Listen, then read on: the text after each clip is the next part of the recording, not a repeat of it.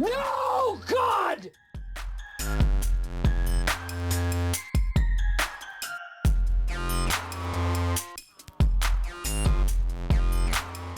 Oh, God, please, no! No!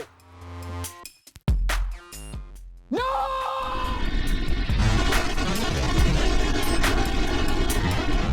Hello, welcome back to KSLAB. Today I will tell you a sad story. How not to print a t-shirt. Looking on social media, they often give you tips like these on how to make a home without equipment or specific material to print a t-shirt. I think it has been understood that I do not recommend this technique because it is wrong on every front. The technique consists in printing an image on ordinary paper, and then it is wrapped in transparent film which is then fixed with the help of an iron. Some of these videos must be given credit for warning you in advance that this type of technique is not lasting. But in my opinion it is not even worth it. My advice for photographic images is to use the transfer paper which you can then iron at home. Or contact an external service that provides transfers. Or you can use the good old brush with fabric inks.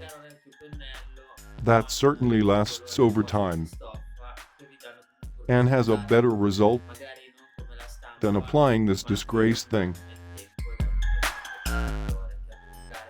that washes off after a few hours. Listen, in your opinion, if it was that simple, why do people invest all this money in software equipment and materials?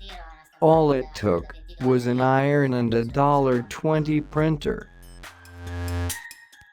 Remember to like me and subscribe to the channel because I already have quite a few videos ready to publish. So I advise you to use transfer paper for inkjet printers for photographic images, which can always be useful, and you can always fix it with an iron, and certainly lasts much longer than this improvised method.